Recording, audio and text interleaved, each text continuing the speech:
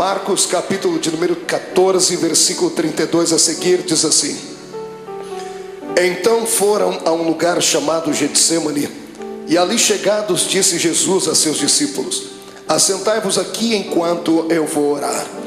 E levando consigo a Pedro, Tiago e João, começou a sentir-se tomado de pavor e de angústia. E lhes disse assim: A minha alma está profundamente triste até a morte. Ficai aqui e vigiai. E adiantando-se um pouco, prostrou-se em terra e orava para que, se possível fosse, aquela hora lhe fosse poupada. E dizia assim: Abba, Pai, tudo te é possível. Passa de mim este cálice, contudo não seja o que eu quero, e sim o que tu queres. Voltando, achou-os dormindo e disse a Pedro: Simão, tu dormes? Não pudestes vigiar nenhuma hora? Vigiai e orai, para que não entreis em tentação. O espírito na verdade está pronto, mas a carne é fraca. E retirando-se de novo, orou repetindo as mesmas palavras. E voltando, achou-os outra vez dormindo, porque os seus olhos estavam pesados e não sabiam o que lhe responder. E veio pela terceira vez e disse-lhes: Ainda dormis e repousais? Basta, chegou a hora. O Filho do Homem está sendo entregue nas mãos dos pecadores. Levantai-vos, vamos, eis que o traidor se aproxima. Feche a sua Bíblia, coloque no banco, coloque na cadeira. Pegue na mão da pessoa mais bonita do seu lado. Atravesse a faixa de Gaza. Pegue na mão dele, isso, pegue na mão dela. Aperte com carinho até ele falar aleluia. Pentecostal que não faz barulho está com defeito de fabricação, não é? Vamos orar. Senhor Jesus, eu te exalto, eu te glorifico.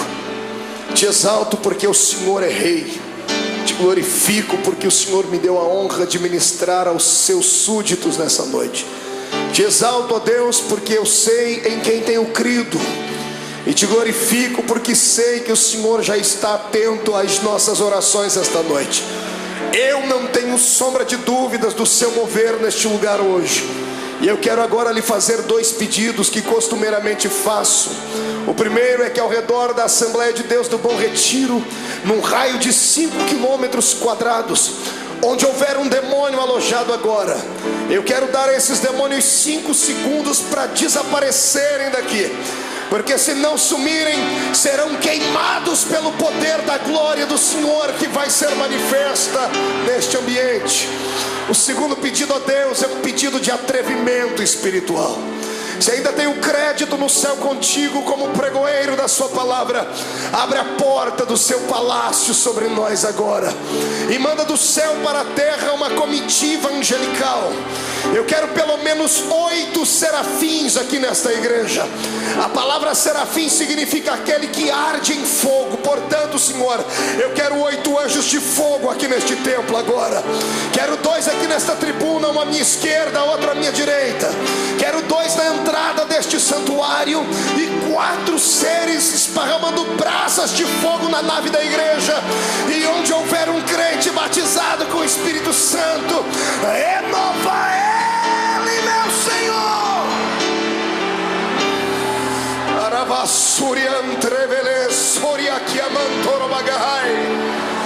Deus, tu não precisa da ajuda do homem para nada.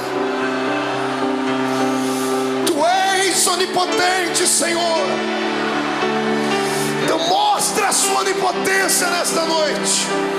Abala os nossos corações com a sua unção.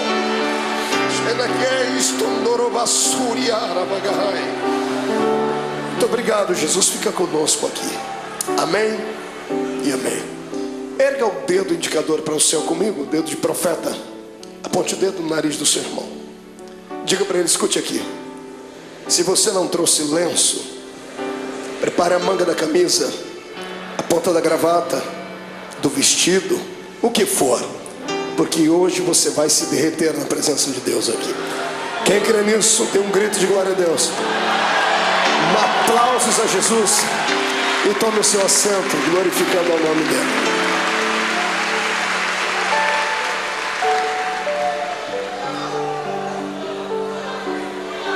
Aleluia. Oh glória. Terá la suria anderei chorodava.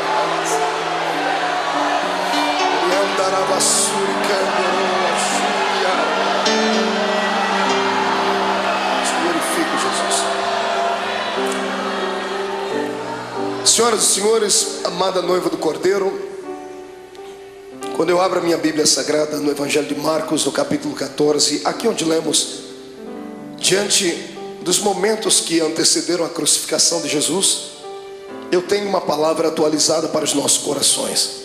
Certa vez, ouvindo um grande sábio pregador, ele disse algo que na época, talvez pela minha juventude, talvez pela força do ímpeto da juventude, eu achei que ele estava sendo apenas um tanto eloquente no que falava, e descobri anos mais tarde que era uma realidade.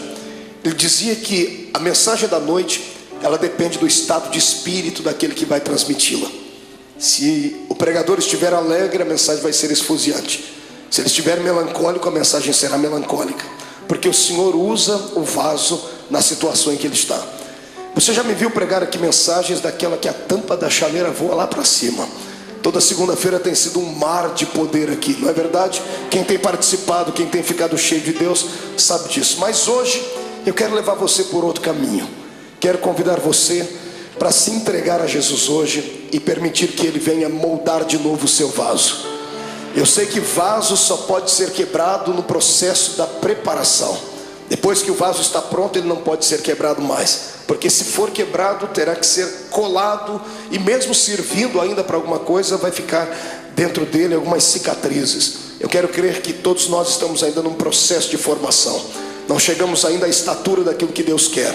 Então hoje o Senhor vai despedaçar o nosso vaso, e nós vamos sair daqui um pouquinho mais apaixonados pelo Cristo ao qual nós servimos. Amém? Então dê um grito de glória a Deus para estremecer o inferno inteiro.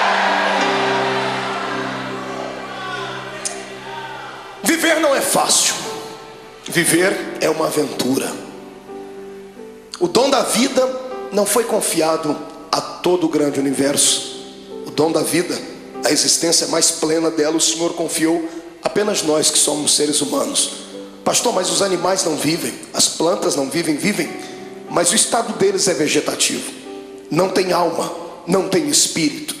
Eles têm apenas um breve espaço de tempo e existem apenas para algumas finalidades. Somente o ser humano vive para a eternidade. Por isso que nós somos dotados de sentimentos. O que é o sentimento? O sentimento é aquele labirinto da nossa alma, que às vezes nos faz saltar, nos faz sorrir, nos faz chorar. E quem é que nunca passou pelo vale da sombra da morte? E só há um remédio que pode trazer a cura para os nossos sentimentos: é a doce presença do Espírito Santo. Porque a doença da alma, a dor dos sentimentos, da frustração, da depressão e da angústia, ela está localizada onde o médico não consegue localizar, bem na divisão da alma com o espírito. E só a palavra de Deus e a presença do Espírito Santo vão até este lugar. E é isso que Jesus vai fazer conosco aqui hoje. Ele vai transformar esta igreja hoje não num quartel-general, mas num grande hospital. E Ele, junto com a sua equipe médica, que é composto pela Santa Trindade e os seus anjos, vão trazer o milagre para a nossa alma. Eu profetizo em nome de Jesus que o choro que durou uma noite toda terá que cessar, porque a alegria chegará e a sua alma será inundada com a presença do Senhor Jesus. Olhe para o irmão do Senhor e diga para ele: é só um momento de dor. Diga: vai passar. Quem acredita nisso, dê mais um grito de glória a Deus aí.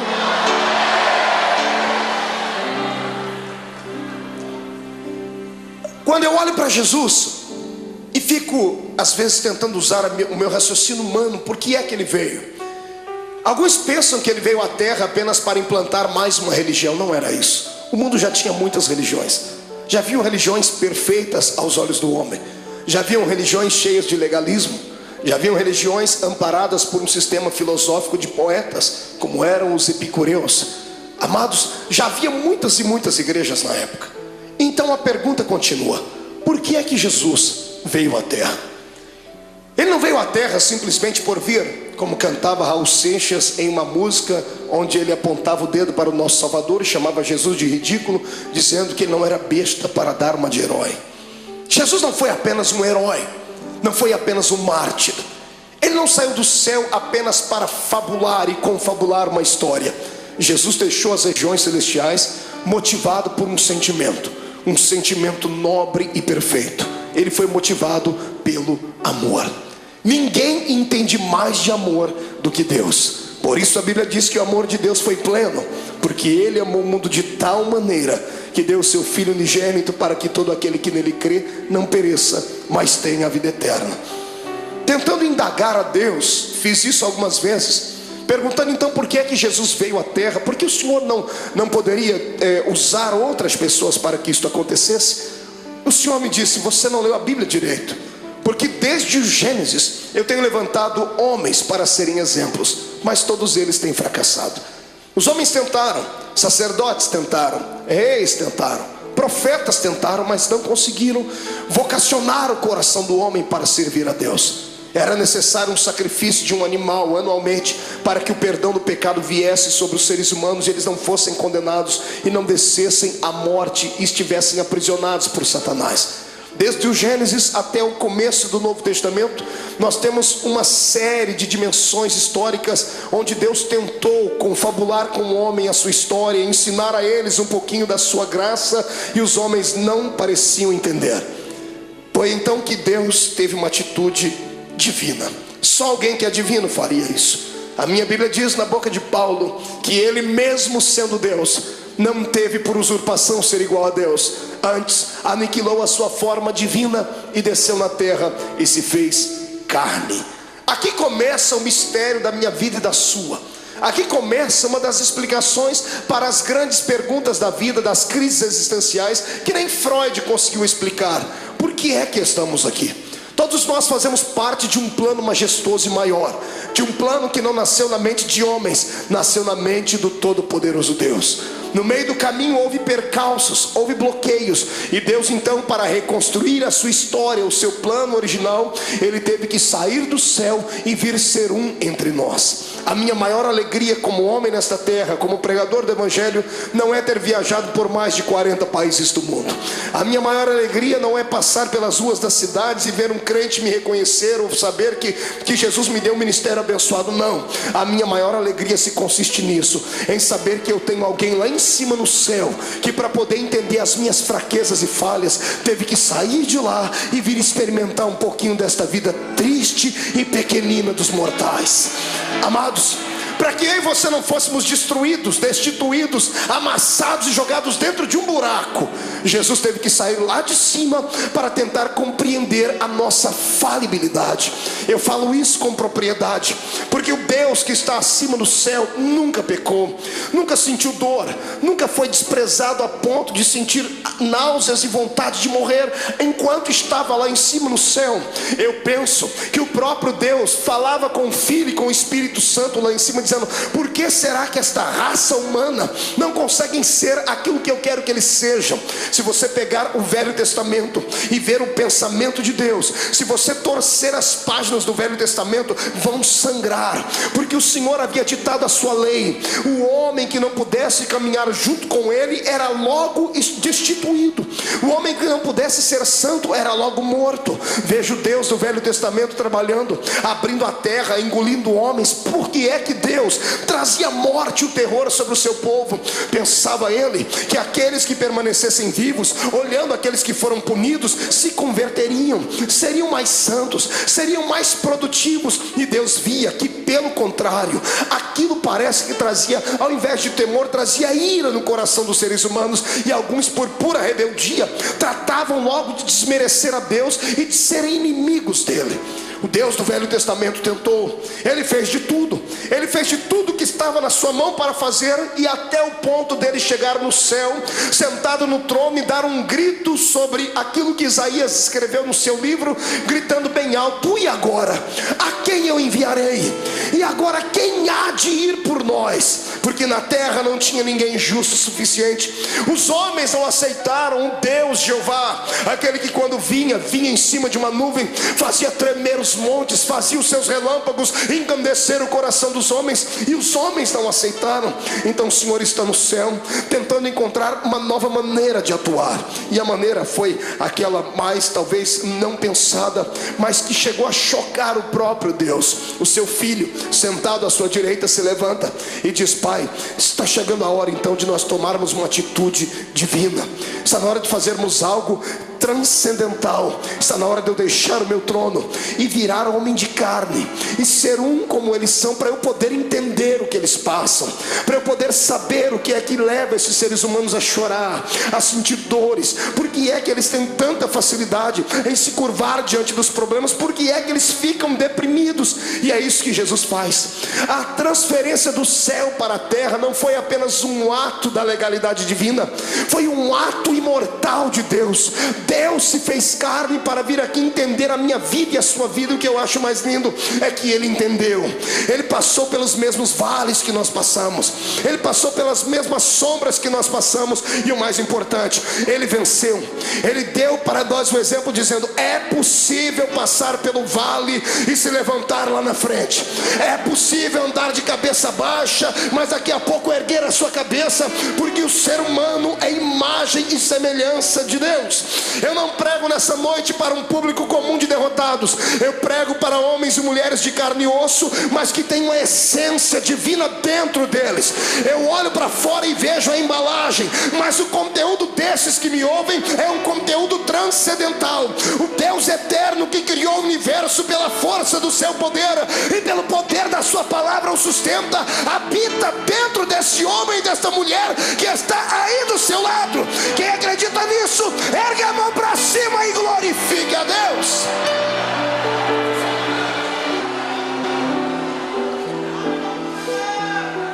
Para tentar entender por que é que a gente chora, grita, geme, sente agonia, Jesus passou pelo mesmo caminho. Estava chegando os últimos dias dele na terra. Ele sempre foi um homem de oração. Eu amo Jesus por causa dos seus ensinamentos, aqueles que ele dava com a sua boca e aqueles que ele exemplificava. Sempre que ele queria exemplificar alguma coisa, ele usava os seus apetrechos divinos. Todas as vezes que ele operava um grande milagre, ele se escondia no meio do mato para orar. Diferente dos seres humanos do século 21. Toda vez que temos uma vitória, a primeira coisa que fazemos é ir para um restaurante comer uma boa picanha. Fazemos festa, não é verdade? Fazemos uma viagem, empreendemos uma ida até a beira da praia. Jesus sabia do perigo de se ter uma vitória. Toda vez que você tem uma vitória, o seu arqui-inimigo fica furioso muito mais do que antes, e ele vai preparar uma luta pior ali na frente. E se você não se preparar e não estiver com o seu espírito pronto, você pode sucumbir ali na frente. É por isso que todas as vezes que ele tinha uma vitória, ele se separava e ia para o monte orar. Nesse dia, foi um dia diferente. Jesus acordou melancólico, entristecido, porque ele não era apenas Deus, ele também era homem. Era homem sujeito às fraquezas. Quando ele se destituiu da essência da glória, ele se revestiu da nossa humanidade. E ele tinha um problema que eu e você não temos. Mesmo sendo homem, ele tinha o poder de ver o futuro, porque ele era homem, mas também era Deus. Ele tinha a sua natureza humana, mas também tinha a sua natureza divina. A sua natureza humana dava a ele condições de sentir sede, ao ponto de pedir para uma mulher: me dá água porque eu tenho sede. Mas a sua natureza divina logo se impunha, e ele mesmo dizia à mulher: mas se tu soubesses quem fala contigo, você pediria água para mim, e eu te daria uma água que você beberia e nunca mais tornaria a ter sede. Na sua natureza humana, ele se cansou um dia na polpa do barco, dormiu e relaxou, ao ponto de Satanás se levantar e quase afundar o barco. Ele estava cansado, por isso dormiu. Mas quando se revestia da natureza divina, ele olhava para o mais miserável pecador e gritava no ouvido e no coração dele, dizendo assim: vinde a mim, vós, os que estáis cansados e oprimidos, porque eu vos aliviarei. Nessa manhã, o lado humano dele estava tranquilo, porque não enxergava o futuro. Mas o lado divino pregava peças nele, porque ele enxergava além daquilo que os olhos humanos viam. Mesmo sendo homem, ele continuava sendo Deus, e ele tinha percepção de algumas coisas do futuro. E dessa manhã, quando ele acordou, ele sabia o que ia acontecer. Sabendo o que ia acontecer, ele não sorri, ele não conta uma história comum, porque ele era um homem como nós somos. Ele convida os seus discípulos nesse dia. Todas as vezes que ele ia para o monte orar, ele levava só 3. Era Pedro, Tiago e João. Nesse dia ele olhou para todo mundo e disse: gente, vamos orar comigo. Eu imagino os discípulos olhando uns para os outros, dizendo assim: o quê?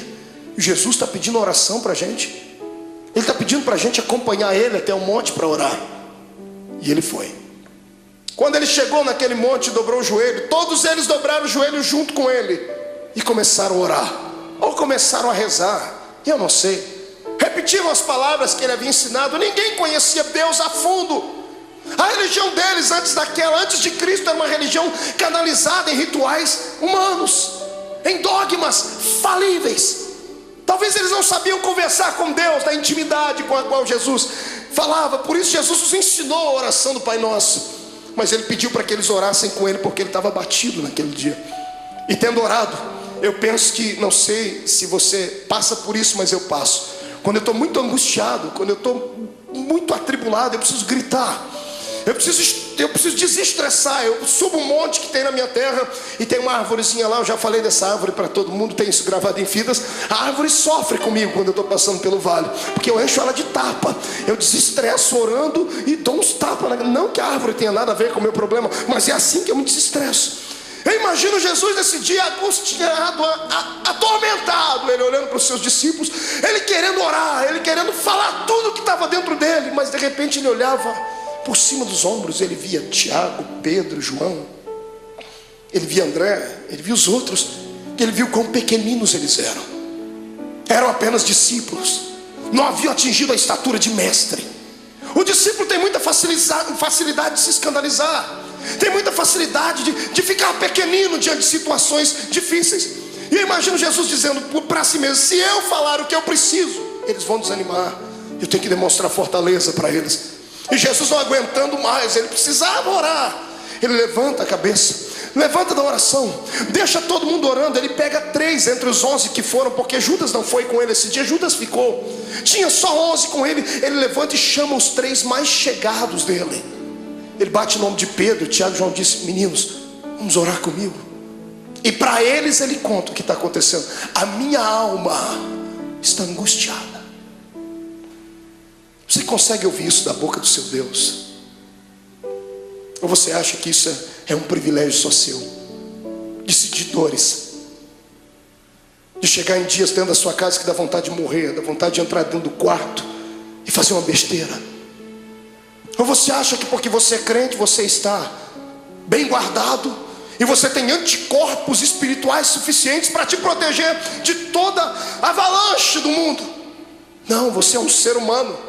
A diferença entre o ímpio e o justo não é vista somente nessa terra, será vista na outra. Mas a minha Bíblia diz que da mesma sorte que sofre o ímpio, sofre o justo. A diferença não é em sofrer, a diferença é em como sofrer. O ímpio sofre desesperado, dá um tiro na sua orelha, fuma droga, injeta, bebe muito, até cair no chão, porque assim ele alivia a sua dor. Nós que somos crentes não fazemos isso. Mas quando temos os nossos problemas, nós entramos dentro do quarto e tomamos um chazinho da raiz de Jessé, e o Espírito Santo vem acalentar. É só assim que a gente passa pelo vale. Eu estou te mostrando o seu Deus em agonia. É bonito falar do Jesus andando em cima das águas, é lindo falar sobre ele multiplicando os pães, é poderoso falar sobre ele se transcendendo no Monte Tabor diante dos seus discípulos e falando com Moisés e Elias. É lindo ver o nosso Senhor abrir os olhos dos cegos e dizer ao morto de 4 dias: sai para fora. Mas eu quero ver se há beleza em ver o seu Deus dizendo assim: eu estou sentindo pavor, eu estou angustiado, eu preciso de amigos íntimos. Jesus está aqui dando um exemplo para nós. Quando passarmos pelo vale, precisamos ter alguém do nosso lado, precisamos de amigos.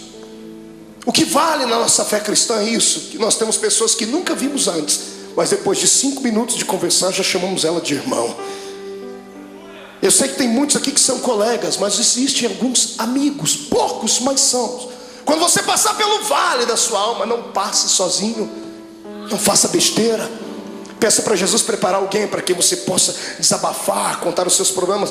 Peça para Ele colocar uma pessoa certa, não um traíra, não uma pessoa que vai abusar depois do seu problema e lhe chantagear. Peça para Ele preparar alguém que tenha o mesmo espírito que você tenha e que te ame não pelo que você é, não pelo que você tem, mas por aquilo que Deus te fez. Jesus pega os seus melhores amigos e sobe com eles um pouquinho, diz assim: eu estou angustiado. E eles estão orando, e Jesus começa a orar, e ele começa a tremer, porque os olhos dele visualizavam aquilo que os olhos naturais não viam. De repente ele levanta e deixa os três e diz assim: gente, ora por mim, porque eu vou entrar aqui no meio desse mato agora, e eu vou rasgar minha alma. Eu imagino Pedro, Tiago e João olhando um para a cara do outro, dizendo assim: esse não é o nosso Cristo. Cadê o homem de Fortaleza que pega o chicote, espanca os homens que estão na beira do templo? Ele está melancólico, ele está entristecido, ele está fragilizado. Pedro, Tiago e João enxergam isso nele.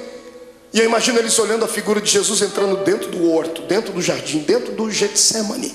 Interessante, era profético. A palavra Getsemane significa prensa do óleo. E ele, oliveira verdadeira, estava indo lá para ser prensado, para que o óleo do seu espírito viesse sobre a terra. Ele foi moído para que nós pudéssemos ser reconstruídos.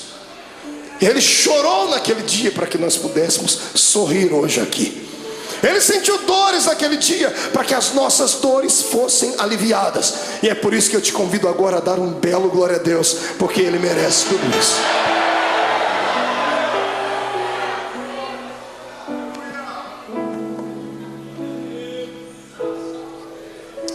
Ele começa a orar.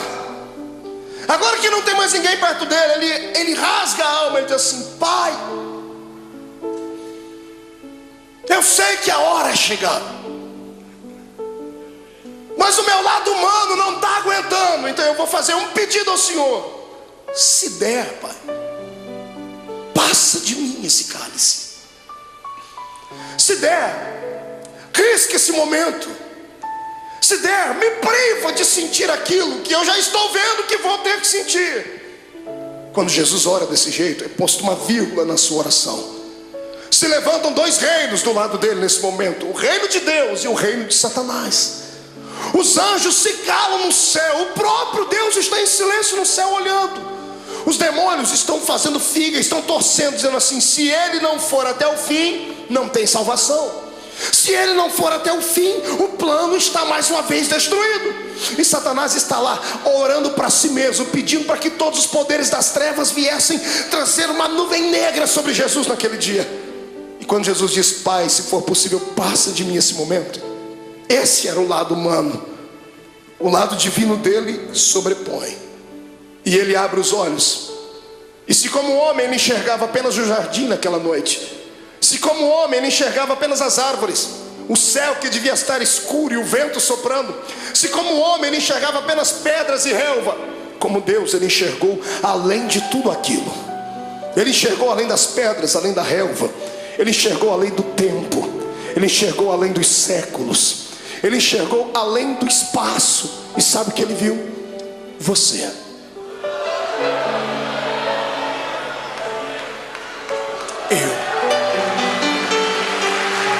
Ele enxergou você.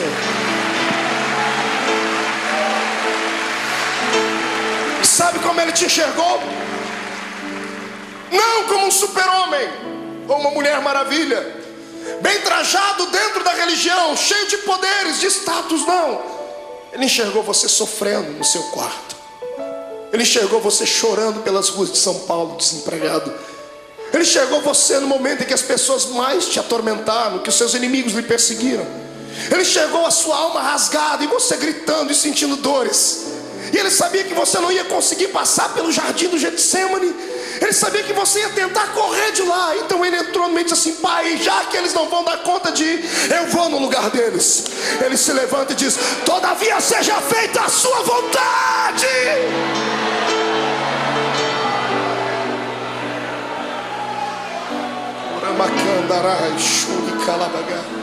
Feche seus olhos por um momento. Eu sinto que a noite deste dia vai ser diferente. Não sou só eu que estou passando pelo vale, estou sentindo dores. O Senhor está me dizendo que tem pessoas que entraram aqui gemendo hoje. Tem pessoas que essa segunda-feira perdeu o sentido para ela. O feriado não teve alegria nenhuma. Tem gente aqui dentro que sequer conseguiu dar um glória a Deus, e não é porque não queria, é porque a sua alma está mais atormentada do que tudo. Veio buscar aqui hoje, nessa noite, um escape. Tentou enxergar aqui uma luzinha no fundo do túnel.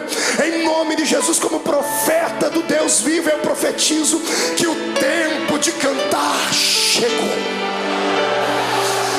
Os espíritos de tormento, os espíritos de acusação, os espíritos que provocam o seu espírito, te deixam abatido, chegaram até a porta do templo, mas tiveram que voltar. Quando eu fiz a oração inicial, eles tiveram que recuar 5 quilômetros. E eu te dou uma palavra de Deus: eles não vão voltar. Você vai sair daqui hoje de cabeça erguida, sorridente, alegre, de paz, cheio de Deus. Vai entrar na rua da sua casa com a coroa da vitória. Você não é um derrotado, você não é mais um. Você nasceu para a vitória. Quem acredita nisso, adore ao Senhor.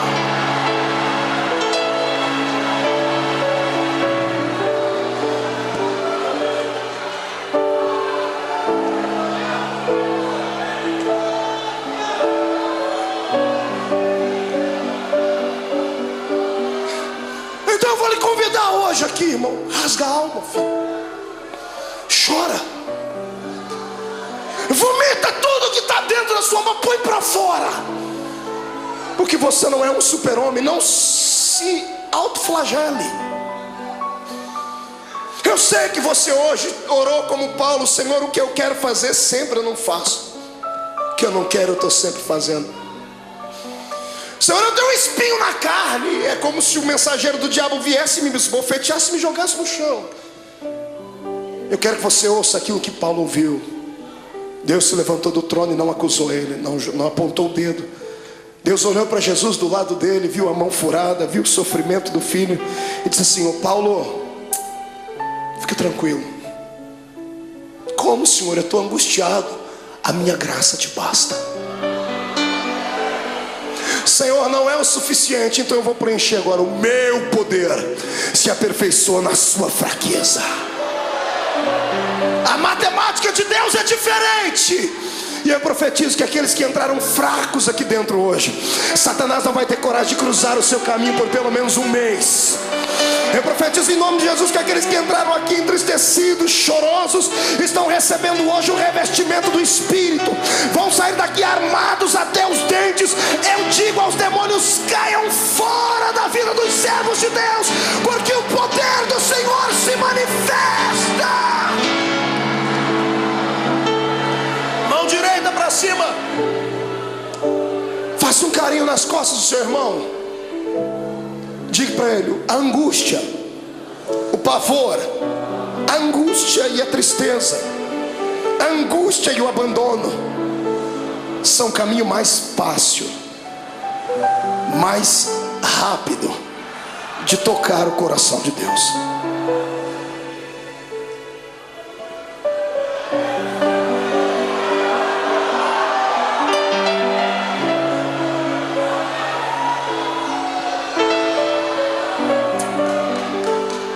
Era a adversidade. Meu sogro me ensinou uma frase que ele deve ter ouvido em algum lugar, eu já citei ela algumas vezes: que não há bem que sempre dure, e também não há mal que nunca acabe. Tudo na vida tem um ponto de equilíbrio. A vida da gente é igual às 4 estações do ano. Alguns estão sorrindo do seu lado porque estão vivendo o verão da vida deles. O sol da justiça está alto, está brilhando sobre ele, está corando a sua pele, por isso que o irmão está sorridente. Outros estão vivendo a primavera da sua existência, estão florindo, estão frutificando, estão crescendo. Em contrapartida, outros entraram no outono, começaram a perder as folhas, começaram a perder o colorido. E difícil saber que alguns entraram pelo caminho do inverno, estão sucumbindo, estão tendo que buscar água nas profundezas dos lençóis mais profundos da terra, estão tendo que se curvar diante de tudo. Mas a bênção é que tudo é um ciclo. Depois do inverno vai vir o verão de novo. Calma, é só um tempo.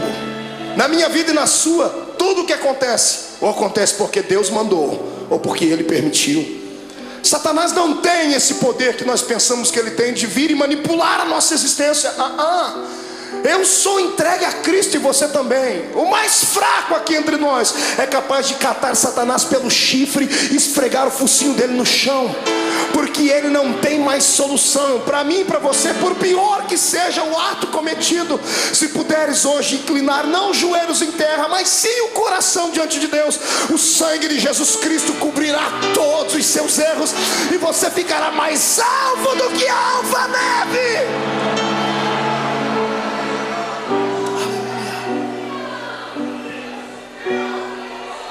Mas escute, o que é para você passar, ninguém vai passar no seu lugar.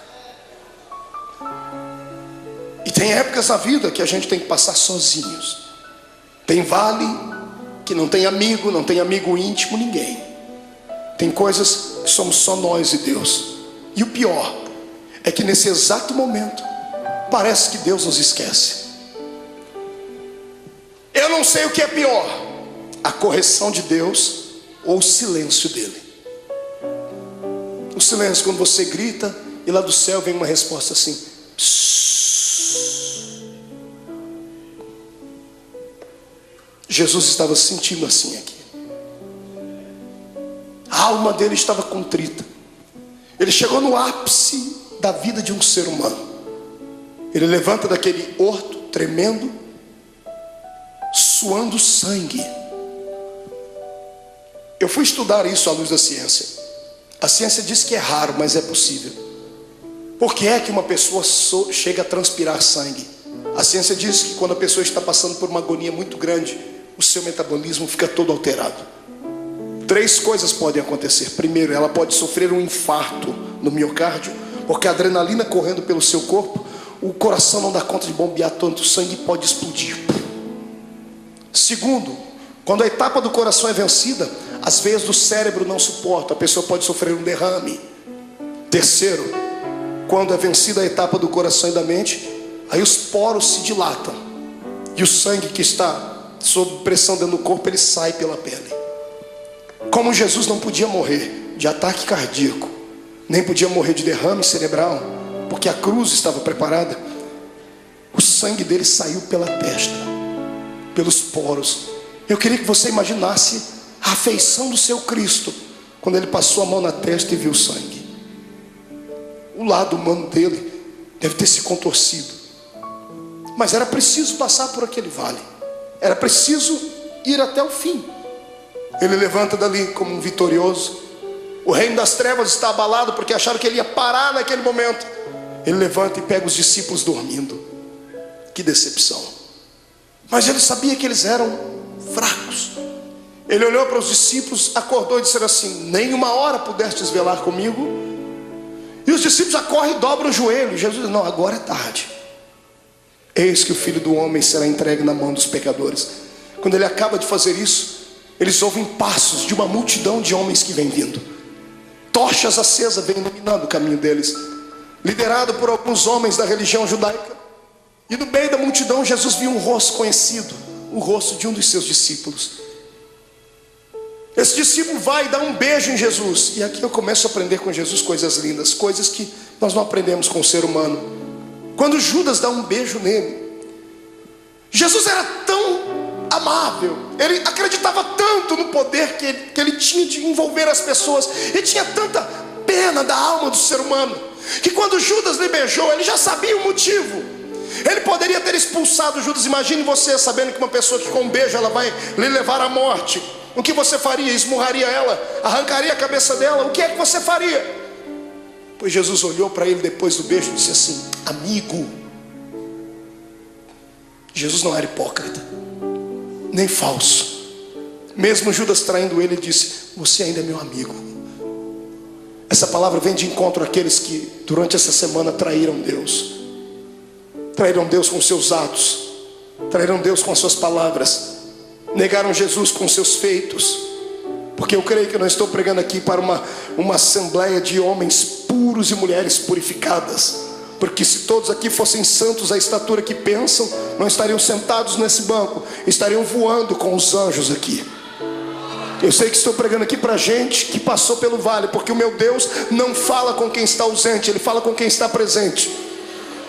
Mas Jesus manda dizer que Ele está apaixonado pela sua fé, está apaixonado pela sua coragem. Você caiu, veio aqui se arrastando com a boca no pó, mas crendo no que está escrito, que o justo pode cair até 7 vezes, mas o Deus que ele serve, de todas elas o colocará de pé.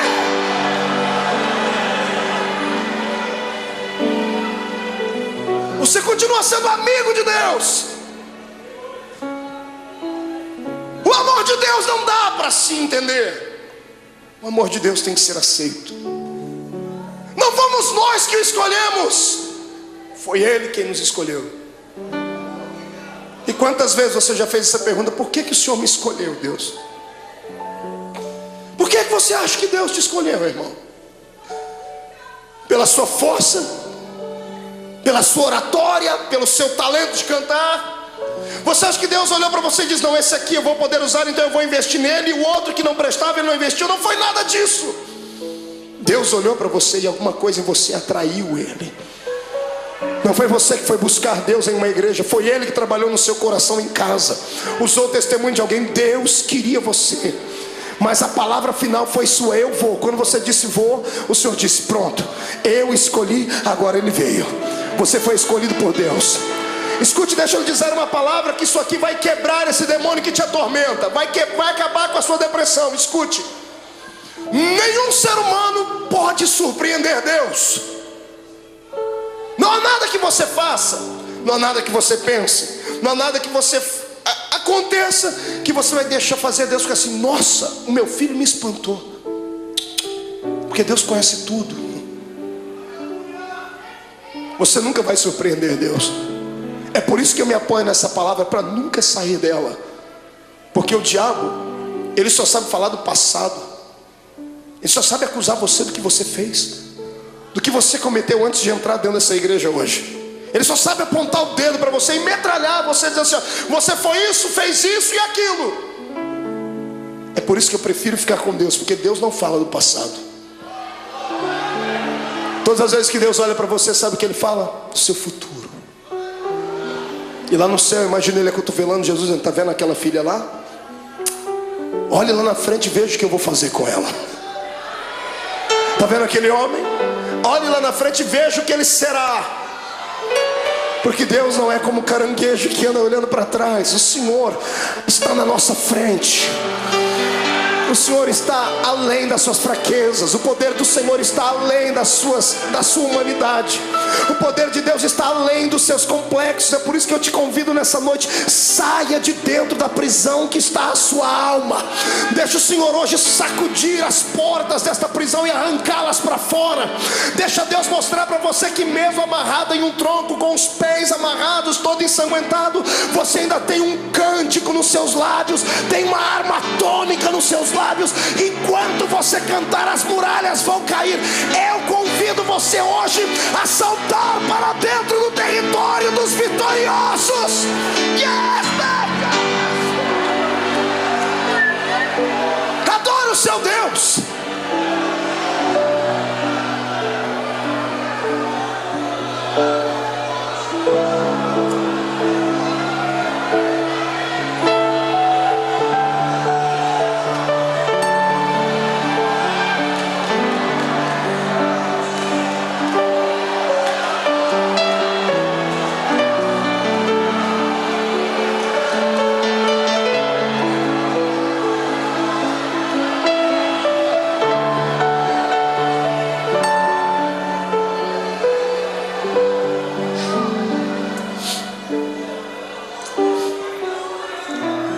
É hoje o dia que Deus escolheu para arrancar você de dentro do quarto escuro da sua vida.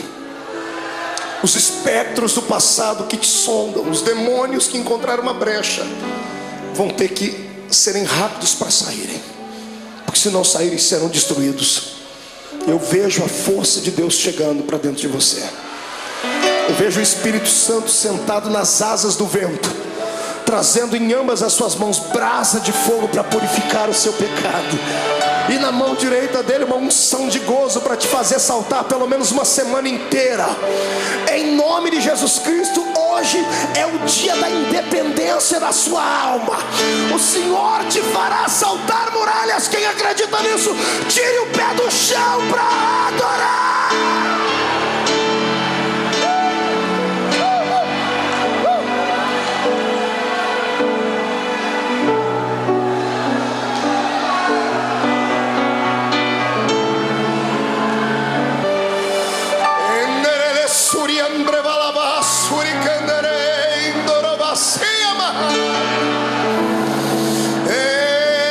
Adore a Deus, cante um hino de vitória e vem agora para perto do altar. Curve o seu coração, porque Deus de pé está. A Assembleia de Deus do Bom Retiro nessa noite será impactada aqui, porque é um Deus lá em cima que olhou para mim e olhou para ti. Venha do céu agora a sua unção e encha os meus irmãos. Receba em nome de Jesus Cristo agora.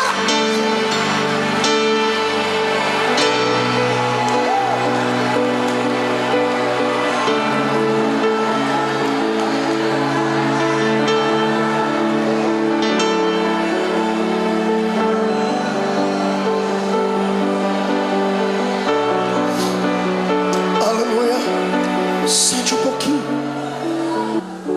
Olhe para cá.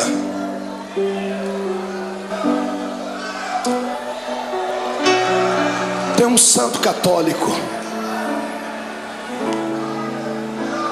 Ele foi canonizado pelos homens, mas o exemplo de vida e de fé dele impactou um tempo. Chamava-se São Francisco de Assis. São Francisco de Assis fez uma oração, e uma frase da sua oração eu peguei para mim, para orá-la sempre que eu estou passando por problemas. Ele disse assim: Deus, dá-me forças para suportar aquilo que eu não posso mudar. Gravou ela aí? Peça isso para Deus. Dá-me forças para suportar aquilo que eu não posso mudar. Tem coisas na vida que não dá para mudar. O filho que foi embora não volta mais. A doença que dizimou parte do corpo não tem como retroceder. O abandono, a tristeza, muitas vezes não tem como retroceder. Então peça para Deus te dar força para suportar. O que importa é em como enfrentar esse dia de dificuldade. É em como você vai enxergar o seu jardim. Você pode enxergar o seu jardim como sendo o ápice do abandono de Deus, ou pode enxergar o seu jardim como sendo o pódio da coroação da sua vida. Depende da maneira como você foi para lá. Jesus foi preparado para o jardim.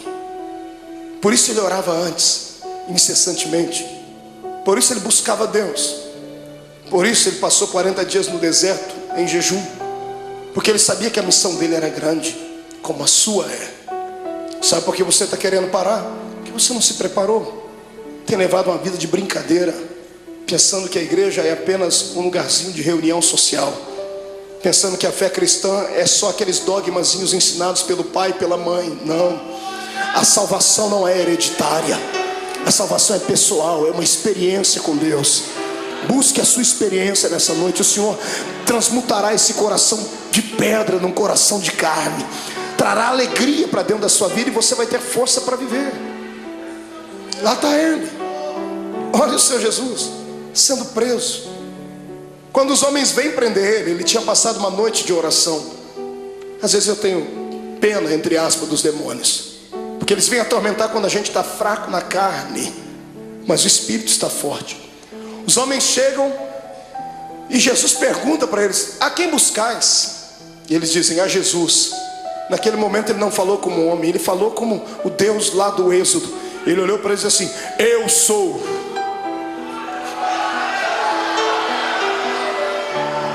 Por um pouco aqueles homens não morreram fulminados, porque quando ele liberou a sua palavra, rema, eu sou, eles caíram no chão.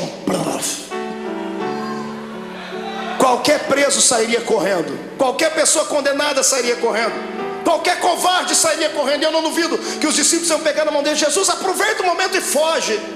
E ao invés de ele ir para a direção contrária, ele vai e ajuda as pessoas a ficar de pé. Você consegue imaginar Jesus pegando Imagina ele falando: I'm sorry, desculpe. Em vez de falar como homem, eu falei como Deus. Foi só um momento, eu estou aqui, pode me prender.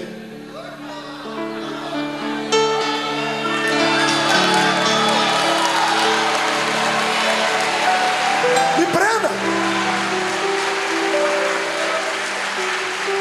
Eu imagino que os próprios soldados que foram prender Jesus se assustaram. O quê? Me prenda, eu estou preparado. O que eu estou fazendo agora vai trazer uma mudança no planeta Terra. O momento de sofrimento agora trará algo na eternidade jamais visto, nunca visto. Se o grão de trigo não morrer, ele vai viver para sempre na solidão. Mas quando ele morre, ele gera outros. Eles podem não amar-me suficiente, podem não ter orado comigo à noite, podem ter me negado, podem ter me vendido, mas eu os amo. Aleluia. O amor de Deus é o amor ágape. Você já conhece isso, é a cartilha dos crentes. Amor eros, amor filos e o amor ágape. Amor eros é de homem para uma mulher, o amor filos é de mãe para filho, filho para pai. O amor ágape é o amor de Deus, é o amor puro, é o amor que se ama sem esperar nada em troca. É o amor que Paulo falou lá na sua epístola aos Coríntios 13. É o amor que tudo suporta. É por isso que Jesus está te segurando. Aleluia. Eu dizia a um amigo hoje que eu descobri depois de muito tempo por que é que o ser humano não deve pecar. O ser humano não deve pecar simplesmente porque existem leis na Bíblia dizendo que ele não deve pecar. Deus não odeia você porque você peca. Deus não quer te destruir quando você erra, não é isso. É que Deus é Pai. E Deus sabe que todas as vezes que você peca e erra, você se arrebenta. Todas as vezes que você faz alguma coisa errada, é você quem se machuca. E qual pai quer ver o filho machucado? Qual pai quer ver o filho ferido? Está entendendo? É por isso que o Senhor não quer que você erre, que você burle a lei. Porque tudo que Ele estabeleceu são princípios, e tudo que foge dos princípios te machuca. Olha para você agora sofrendo por causa desse adultério. Olha você sofrendo aí dentro, as mágoas, tristes, desejando uma pessoa que não é sua e não pode ficar com ela, não tem jeito. Olha vocês sofrendo porque pegou aquilo que não era seu. Olha aí você sofrendo porque passou por cima de tudo aquilo que Deus tinha para você. Olha você angustiado. É isso que te tira da igreja. Não é a perseguição do pastor, não é a palavra pesada do outro, não é. São aquilo que nós infringimos na lei de Deus. E Jesus me disse ao meu ouvido enquanto eu estava de joelho ali: tem muita gente que quer se afastar da igreja, filho. E fala para eles que não importa o que eles fez, importa o que eu fiz por eles. Sai da frente, Satanás, eu estou com raiva de você. Eu tenho certeza que nesta noite os planos de Satanás mais uma vez caíram por terra, porque o Senhor te ama e ponto final. Quem é amado por Deus, adore a Ele.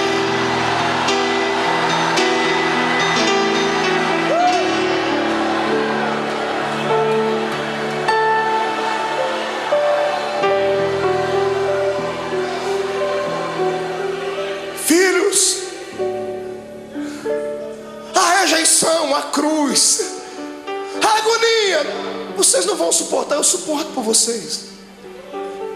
E levaram ele como um preso comum. Fizeram do meu Jesus uma peteca. Caifás, Anás, Pilatos, Herodes, Pilatos. Ninguém achava nada de errado nele. Ele tinha palavras para incriminar os homens, mas ele se calou e não se defendia. Pilatos fica estarrecido e diz assim: que homem é esse? Pilatos queria soltar Jesus, mas o ego dele era muito massageado pelos judeus. Ele não queria perder a postura de um grande. Então, para alegrar o coração dos judeus, ele pensava que isso iria aplacar a ira deles. Ele manda chicotear Jesus. E pegam o meu Jesus, o seu Jesus, levam ele numa noite fria para um lugar, numa praça, amarram as mãos dele em uma estaca, deixam ele seminu. Aquilo era já motivo para matá-lo, porque todo judeu tinha vergonha de mostrar o seu corpo. Estava sendo humilhado, até que ele começou a ser flagelado. Azorrague era o nome da arma com a qual bateram em Jesus. 12 tiras de couro, na ponta de cada tira um osso de carneiro quebrado ou limalha de ferro. Cada vez que o carrasco batia nas costas do meu Jesus, 12 buracos ficavam nas costas dele. Paulo disse: assim como meu mestre, eu tomei uma quarentena de açoites menos uma. Foram 39 chicotadas daquela, mais de 460 cortes nas costas. O corpo não aguenta. Depois da 10ª chicotada, ele já estava pendurado. Ele poderia ter gritado, ele poderia ter aliviado um pouquinho da dor, porque quando gritamos, por um momento, há um bloqueio no cérebro e a dor passa instantâneo, por momentos, mas passa. Se ele gritasse, ele teria sentido menos dor, mas ele não gritou. Ele aguentou calado, porque sabia que você não ia aguentar. Sabia que eu não ia aguentar. Eu também, irmão, eu também.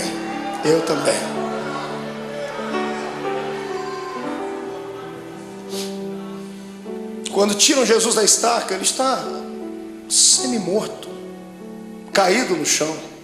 Alguém embrulha o corpo dele num pano, pensando fazer o bem, estavam fazendo o mal. Jogam ele dentro de uma cova, dentro de uma cela fria, úmida, fétida. No outro dia de manhãzinha, Pilatos já havia se reunido com algumas pessoas. O povo não havia quem acalmasse o povo. O povo quer a morte dele. Pilatos se levantou e chamou a multidão e disse assim: olha, hoje é um dia especial. Hoje eu tenho direito e posso liberar o perdão para um preso. Vocês têm esse homem chamado Jesus e tem Barrabás. Barrabás era um terrorista, era um prisioneiro político. Era um homem que queria lutar contra o reino de Roma. Por isso estava preso. Um homem zarrão, de quase 1,90 m, diz a história. E quando colocaram Barrabás e pegaram o nosso Jesus todo machucado de manhã, ele não jantou na noite, não tomou café de manhã. Ele estava fragilizado, com o corpo tremendo, perdeu muito sangue na noite. As pessoas olham para os dois e, pagos por dinheiro, gritam: solte Barrabás. Pilatos não entende o que a multidão está falando. Ele vai, lava as suas mãos, diz assim: bom, que caia sobre a cabeça de vocês o sangue desse homem. Os soldados ficaram possessos por demônios. Agarram o meu Jesus e o seu, e o pano que estava coberto sobre o corpo de Jesus havia colado nas feridas que estavam nas costas dele. 400 cortes abertos, o pano colou a noite toda ali. Um soldado arranca aquele pano com força, abrindo todas as feridas de uma só vez. Ele deve ter soltado um gemido muito forte. Para brincar com ele, porque alguém dizia que ele era o rei, fizeram uma coroa de espinhos. Cada espinho tinha pelo menos 9 a 10 centímetros de comprimento. Espinhos que eram capazes de perfurar uma madeira. E colocaram na cabeça do nosso Jesus. Colocaram uma capa vermelha sobre ele, bateram com uma cana na cabeça dele para que a coroa fincasse mais ainda. E alguém dizia: tu não és o rei? Eis aí a tua coroa. Pegam o patíbulo da cruz, a haste onde os braços dele foram presos e fixos, colocam nos ombros dele e ele sobe a via da crucificação. A cruz não podia ser posta inteira nos ombros de um preso, porque ela pesava quase 140, 150 quilos. Ninguém daria conta de levar. Era só a parte principal. Jesus está subindo aquela travessia. Aquilo era um show, era um espetáculo que todos aguardavam. Todo mundo estava esperando ver ali um preso político, um preso famoso. E quando muitas pessoas começam a ver Jesus passando ali, a agonia tomou conta do povo. Eu fico imaginando as pessoas que estavam lá naquele dia. Imagino Lázaro, o amigo de Jesus, do lado de Marta e Maria, as irmãs segurando ele. Eu vou lá, eu vou soltar ele, eu vou fazer alguma coisa. Mas não vá, Lázaro, se for vai morrer também. Ele vai passando o olhar, ele vê todos aqueles para quem ele multiplicou o pão e deu na mão deles.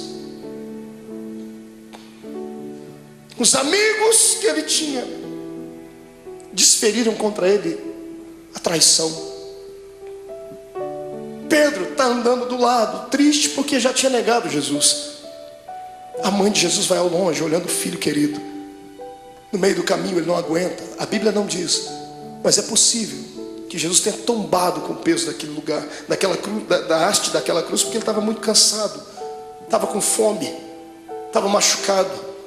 E o soldado romano, enfurecido, endemoniado, olha no meio da multidão, e para humilhar mais Jesus, escolhe um homem diferente no meio da multidão. Ele pega o Cirineu, Simão o Cirineu. Cirineu não era sobrenome. Cirineu falava do lugar onde ele havia nascido, Cirene. Cirene ficava na Etiópia. Era o único negro que tinha ali naquele dia. Pegaram um negro para colocar ali, para ajudar Jesus a carregar a cruz, dizendo: nenhum dos seus irmãos te amam. Colocaram um estrangeiro para ajudar Jesus a carregar a cruz. E eu fico aqui imaginando com a minha mente, ele está sofrendo, está morrendo e está ensinando a gente que quando passarmos pela nossa via da crucificação, não tiver nenhum amigo para ajudar a carregar a cruz, não tiver nenhum parente para ajudar a carregar a cruz, Deus enviará um estrangeiro para ajudar. Aleluia. E o mais lindo é que o estrangeiro já está do seu lado, o Espírito Santo. É Ele quem te ajuda a carregar a cruz. Está sentindo Ele aí, irmão? É por isso que está ficando mais leve a cruz. Eu não oro para que Jesus tire essa cruz dos seus ombros, mas eu peço para que Ele te dê força para carregar ela até o fim, porque vamos trocar as cruzes que nós temos por coroas do céu. Aleluia. Passe pelo vale dando glórias ao seu Deus.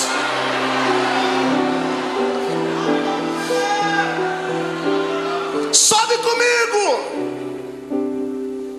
Vem no Gólgota comigo. Ele está subindo, a multidão está indo atrás, os soldados estão gritando. Quando chegam lá em cima no Gólgota, tiram a haste que estava sobre os ombros de Jesus e pegam a haste maior e pregam-na, e então sim uma cruz. Pegam Jesus e vão crucificá-lo. A história diz que a cruz era feita 5 dias antes da crucificação, era feita sob medida. Por quê? Por causa do tamanho e o peso do preso. Era feita sob medida porque antes de pregarem o preso já havia um lugar próprio para cravar o prego. Já faziam um buraco na cruz para que facilitasse a entrada do prego. Então quando vão pregar o nosso Jesus, problema, a cruz não era dele, era sua, era minha, era do infeliz, do Barrabás. E os pecados de Barrabás, os meus e os seus, eram muito maiores do que tudo já imaginado. Os pecados da humanidade inteira. Quando pregam a primeira mão, facilitou a entrada do prego. Quando vão pregar a segunda, não dá, porque o braço dele era menor. Então eles esticam Jesus. O salmista disse que esticaram o nosso mestre, ao ponto de quase desconjuntar os ossos. Os ossos não podiam ser quebrados, mas desconjuntados. Quando esticam Jesus, ele sente dores inimagináveis. Pregam a mão dele, o suplício maior vem na sequência, porque a mão ainda tem muita carne. Como é que se prega o pé? Não pregaram 2 pés de uma vez, porque não tinha prego que suportasse. Pregaram primeiro o primeiro pé, pregos de 17 centímetros, golpe desferido em cima do osso, ou entre as juntas dos pés. Quando o primeiro prego entra e crava o pé do meu Jesus naquela cruz, ele deve ter se contorcido, um desejo de gritar, mas era tudo que Satanás queria ouvir, fraqueza. E ele engolia seco, porque por dentro ele dizia para si mesmo: já vai acabar, não vai demorar muito, eles não vão suportar isso, então eu suporto por eles. Pegam o segundo pé e outro prego, pregam o segundo pé em cima do primeiro. Então temos 2 pregos segurando os pés dele na cruz. Quando os soldados levantam a cruz, o buraco no Gólgota está feito. Levantam a cruz e eram presos. Você já viu algum policial tratar bem um preso? Abrir a porta do camburão e dizer assim: entra por favor, querido. Ninguém disse: olha, vamos colocar a cruz com cuidado. Quando eles levantam a cruz e soltam dentro daquele buraco, soltam com todo o peso do corpo dele. Quando a cruz bate dentro do buraco do Gólgota, o corpo de Jesus pende para frente. Ele fica preso pelos pregos das mãos e dos pés, e o corpo pende para frente. Os seus ossos comprimem o seu pulmão e ele não consegue respirar. Ele sabia mais do que ninguém que carne sufocada, Deus não aceitava o sacrifício dela. Então ele arruma força onde não tem. Ele segura nos pregos, ele firma os pés e traz o corpo para trás, num esforço quase que sobre-humano, sentindo dores que você jamais sonhou. E quando ele encosta na cruz, ele respira um pouquinho só aliviado.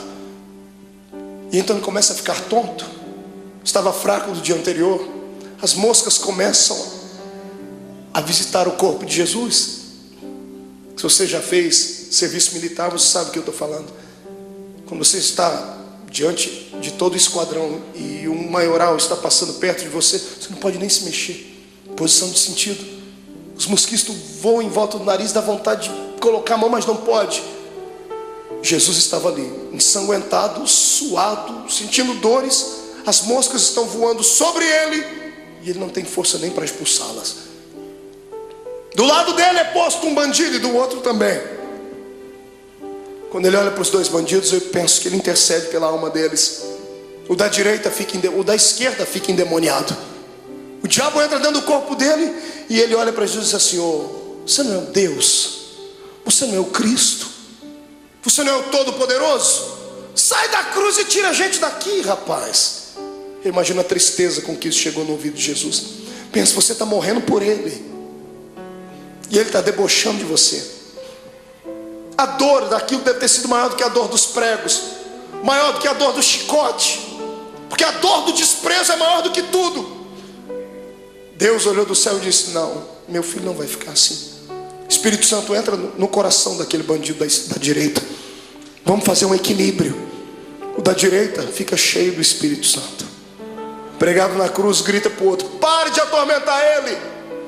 Esse homem não fez nada, a gente está aqui porque merece, ele não. O da direita estica o pescoço, porque Pilatos deu um presente para Jesus. Mandou colocar uma insígnia em cima da cruz: Rei dos Judeus. O preso estica o pescoço, e quando ele lê em cima da cruz Rei dos Judeus, ele abaixa a cabeça e sussurra: o Rei, Rei, ó Rei. Imagino Jesus levantando a cabeça, sentindo dor, dizendo: está falando comigo, rapaz? Estou. O Rei, lembra de mim quando entrar no seu reino. Aleluia. Eu imagino Jesus dizendo, eu penso, conjecturo: o que, filho? Lembra de mim quando entrar no seu reino. Eu acredito que você é rei. Lembra de mim. Eu imagino Jesus dando um sorriso no meio do sangue, no meio da dor, e dizendo para si mesmo: valeu. Pelo menos um acreditou. Jesus olha para ele antes dele desfalecer e diz: moço, ainda hoje você vai cortar as faixas, vamos inaugurar o paraíso juntos. Eu e você, ainda hoje estarás comigo no paraíso.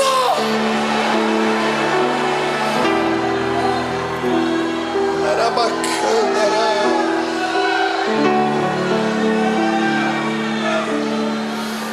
incline a sua cabeça. Derramado em meu coração, não sei como agradecer-te o que tu tens feito a mim.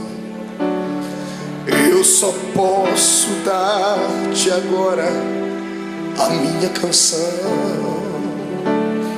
Quem pode cantar comigo?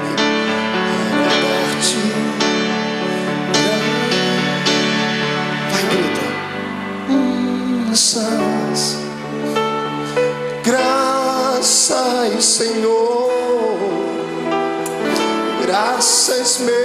meu Senhor Jesus.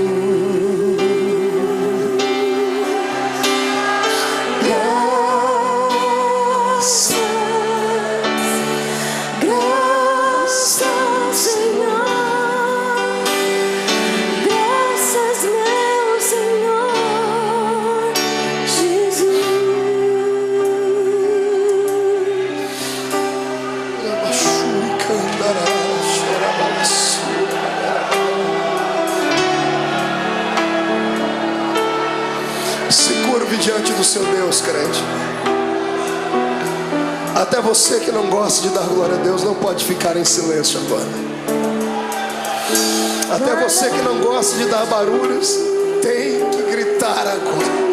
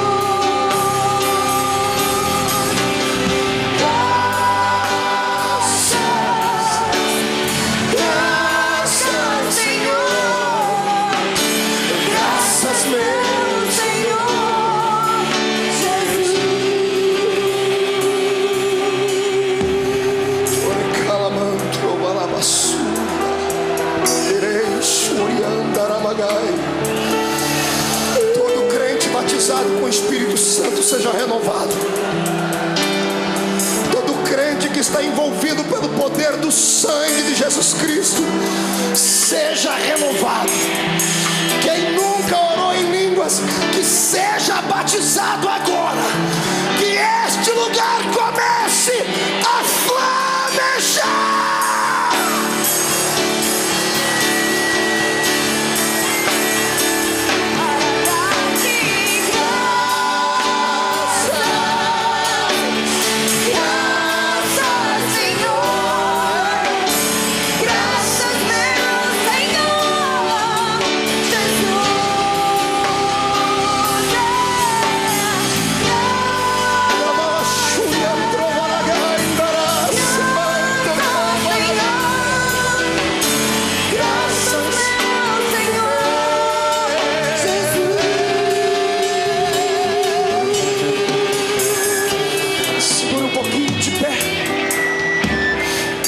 Seu irmão, oh Deus,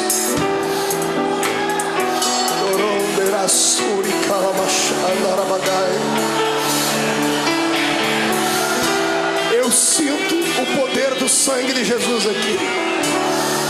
O Senhor está perdoando pecados nessa noite.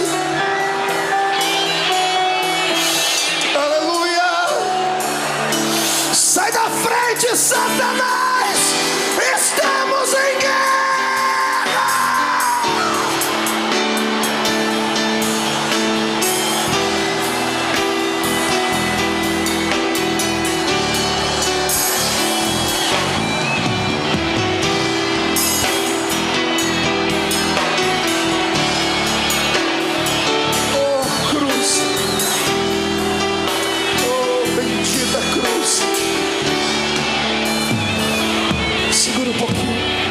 seu irmão. Olhe para cá.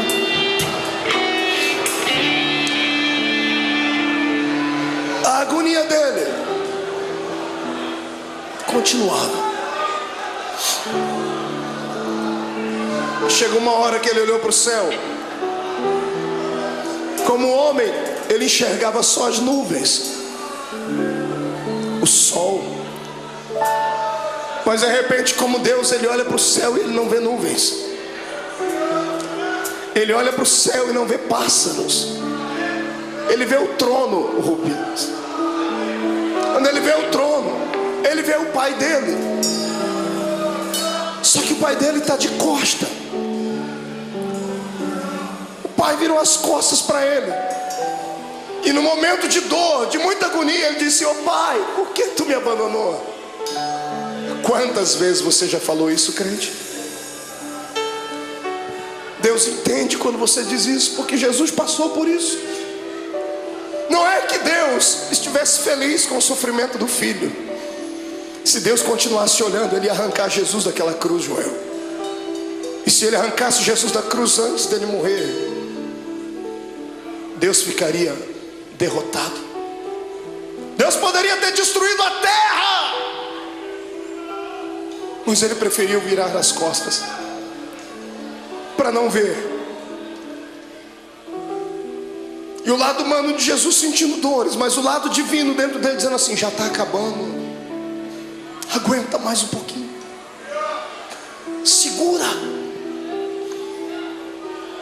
A morte está lá com as garras da mente de Jesus, tentando arrancar o espírito dele, e ela não consegue, porque ele não tinha pecado.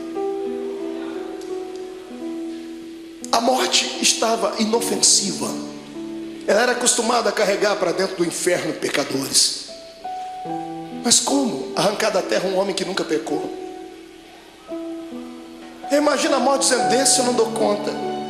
Eu imagino Jesus levantando o rosto para cima e dizendo assim: eu vou te ajudar, a morte. Onde está o teu aguilhão, a morte? Onde está o teu poder que não consegue levar um homem fragilizado uma noite inteira? Eu te ajudo. Quem diz que a morte matou Jesus não sabe da verdade. A morte não matou Jesus, foi Jesus que se entregou para ela. Você é muito fraca, morte, então eu vou te ajudar. Eu me rendo, eu entrego meu espírito, consumado está.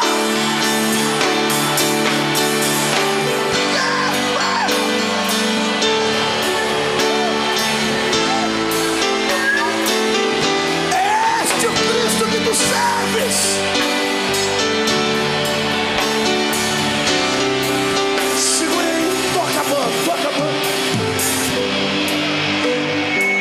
Escute.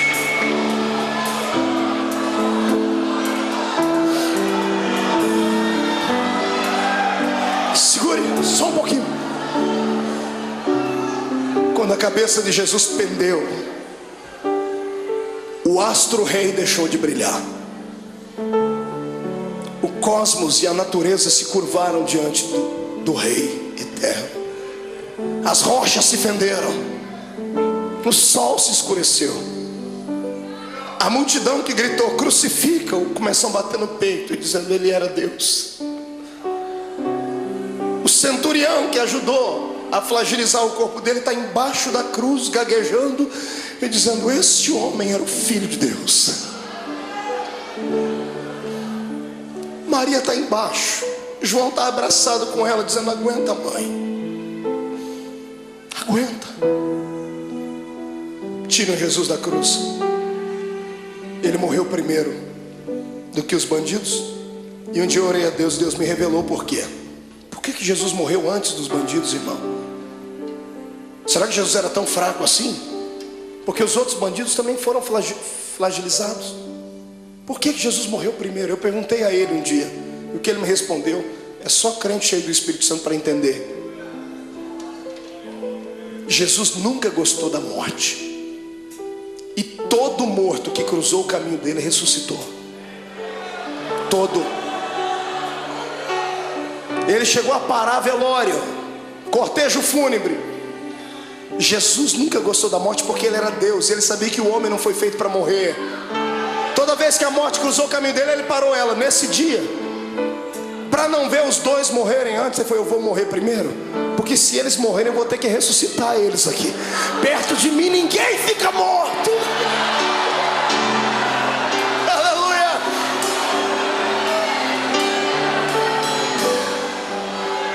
Ele morreu a carcaça. Quem morreu foi Jesus, o homem. Mas o Cristo que estava dentro dele não podia morrer, porque Deus é eterno. O Espírito do Cristo que estava dentro dele saiu pela boca. Quando o homem expira, seu espírito sai. Interessante é que ao invés de Jesus sair dali e ir até o céu, a Bíblia diz que ele foi às regiões mais baixas. E ele foi num lugar muito interessante que poucos crentes conhecem, pouca gente prega. A Bíblia diz que ele foi buscar um cativeiro. Já leu sobre isso na Bíblia? Quando Jesus morreu, ele passou 3 dias morto ali, o corpo, porque o espírito dele foi fazer uma pregação interessante.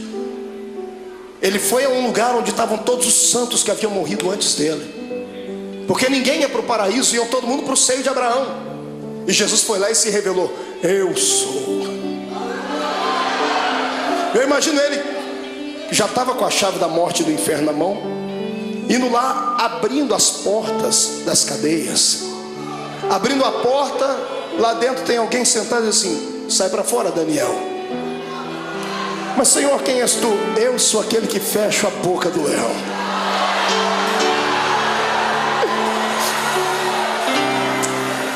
Sai para fora, Jeremias. Quem é o Senhor? Eu sou o oleiro e você continua sendo vaso. Vai na porta. Sai para fora, Ezequiel. Quem és tu, Senhor? Esqueceu de mim? Eu sou aquele que mediu as águas para que você entrasse nelas. Águas de vida, águas que purificam, sou eu. Jesus vai na cela de um homem chamado Manoá. Quando ele abre a porta: sai para fora, Manoá. Senhor, quem és tu, Manoá? Você perguntou o meu nome quando eu fui anunciar o seu filho. Eu sou o maravilhoso, Manoá. Sou eu. Sai para fora, Davi. Quem és tu, Senhor? Eu sou o bom pastor que dá a vida pelas suas ovelhas. Sai para fora. Sai para fora, Ananias, Misael e Azarias. Senhor, quem és tu? Eu sou o 4º homem da fornalha de fogo. Sai para fora.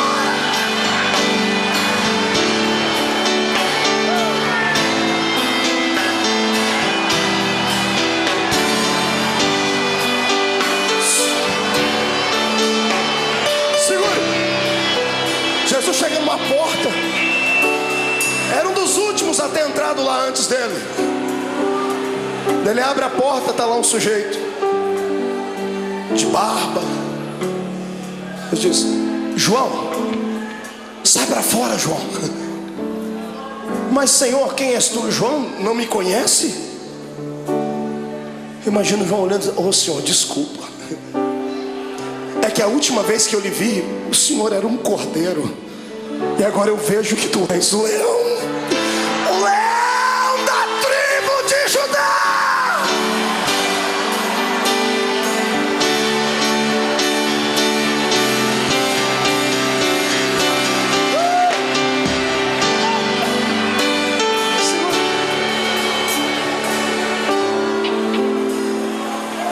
Momentos antes disso acontecer, Jesus fez uma visitinha lá na casa do diabo. Está todo mundo chorando aqui em cima, na terra, e tem um monte de demônio fazendo festa no inferno. A morte e o diabo dançando catira e forró. Os demônios cantando, é festa. Jesus morreu. Quando Jesus morreu, eles esperavam que ia cair uma pedra em cima da cabeça deles. Quando Jesus expirou, eles: ai, mas não aconteceu nada, então vencemos. Passaram a noite toda fazendo festa lá no antro do inferno.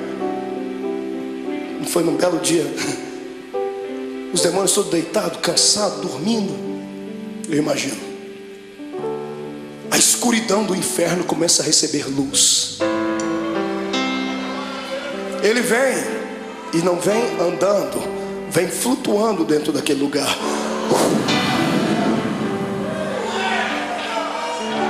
Quando a presença, a luz e o calor dele vai passando, demônios começam a gritar: ai, está queimando, é o sol. E alguém grita: é, mas é outro sol, é o sol da justiça que está entrando.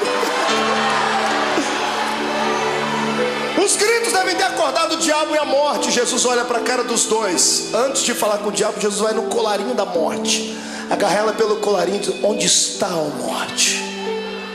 Onde está o teu aguilhão, a morte? Jesus pega e joga ela para um canto. Jesus vai onde está o diabo, fala: Satanás, agora é contigo, seu infeliz.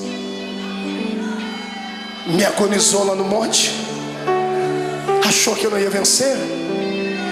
Eu vim aqui provar para você que é possível ser homem na terra e ainda ir morar no céu.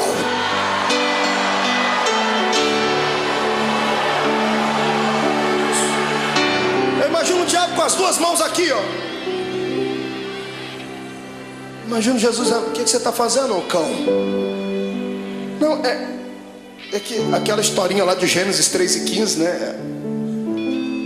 A semente da mulher vai esmagar a minha cabeça. Imagina Jesus dizendo: não, fica tranquilo, eu poderia fazer isso agora, mas não vou fazer. Não, o senhor é bonzinho, obrigado. Sou bonzinho? Me dê a chave da morte do inferno aqui. E Jesus vai saindo, eu imagino. E o diabo: mas e a cabeça e o pé, como é que fica? Calma, eu vou dar uma trégua por alguns momentos, porque mesmo eu podendo esmagar a sua cabeça, eu não vou fazer isso agora, porque eu seria egoísta. Eu vou repartir isso com muita gente ainda. Eu imagino Jesus apontando o dedo dele: fica assim por enquanto, mas em breve, o Deus de paz esmagará Satanás embaixo dos nossos pés.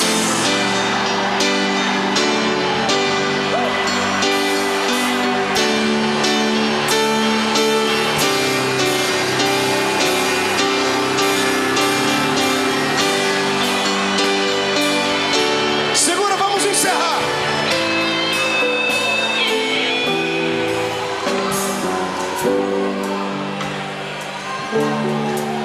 Três dias depois, umas mulheres chorosas chegam na tumba de Jesus, levam perfume para embalsamar o corpo dele. Está todo mundo chorando pelos cantos. Quando elas chegam na tumba de José de Arimateia, que emprestou para Jesus, a pedra gigantesca estava removida. Desesperadas, elas pensam que alguém roubou o corpo de Jesus. Quando elas entram lá dentro, no meio de duas pedras tem dois homens de branco. Os homens estão sorrindo, um sorriso angelical. Um dia nós vamos vê-los. E as mulheres perguntam: onde puseram o nosso mestre? E os homens dão um grito para as mulheres: por que procurais entre os mortos aquele que vive? Ele não está mais aqui, ele já ressuscitou.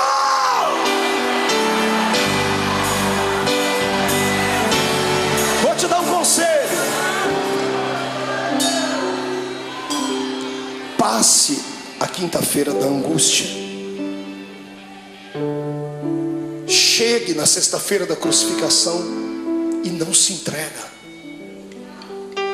Se segura, porque o domingo da ressurreição vai chegar. E Deus manda dizer que essa noite foi transformada no domingo da sua ressurreição. Eu quero saber onde estão aqueles que estão passando por uma sexta-feira de dor, estão passando pelo vale, estão sofrendo, sentindo angústias, estão com vontade de deixar tudo, não aguentam mais as perseguições, não aguentam mais passar pelo vale da sombra e da morte, e querem que o domingo da ressurreição chegue logo. Vem, irmão, vem aqui à frente, vem correndo que eu vou orar por você. Vem, você não está sozinho. Eu estou passando por esse vale também. Eu estou passando por esse vale. Vem, isso chora mesmo. Derrama as últimas lágrimas. Viver é assim. Hoje a gente perde, mas amanhã a gente ganha. Hoje a gente está embaixo, mas amanhã vamos estar por cima. Hoje foi despedido, mas o Senhor vai abrir uma porta de emprego amanhã. O coração está apertado porque está sozinha, está sozinho. Foi traído, foi abandonado. Calma, o Senhor tem bênção para lhe dar. Ele já preparou, mas ou Ele vai trazer de volta o que foi. E se aquele não prestar mais, Ele vai preparar outro. Ninguém perde com Deus. Ele só pede para você ter paciência. Segura um pouquinho. Grite, mas não murmure. Se jogue no chão, mas não perca a fé. Porque em nome de Jesus Cristo, o domingo da ressurreição está chegando. Diga comigo, em nome de Jesus. Toda angústia, toda dor, todo sofrimento, tudo aquilo que me atrapalha de servir a Deus, toda frustração, todo sentimento de abandono, eu ordeno, venha para a palma da minha mão. Agora, feche a sua mão. Diga comigo, a minha sexta-feira da crucificação já foi. Hoje é o domingo da minha ressurreição. Levante a mão para cima e vou contar até 3. Você vai jogar no chão e vai pisar em cima. 1. A vitória é sua. 1,5. Hoje o Senhor te transporta para o reino dos vitoriosos. 2. A sua casa será impactada pela ressurreição de Deus. 2,5. Satanás é um derrotado, com um D maiúsculo. 2,75. É o dia da sua liberdade. 3. Jogue no chão, piso em cima.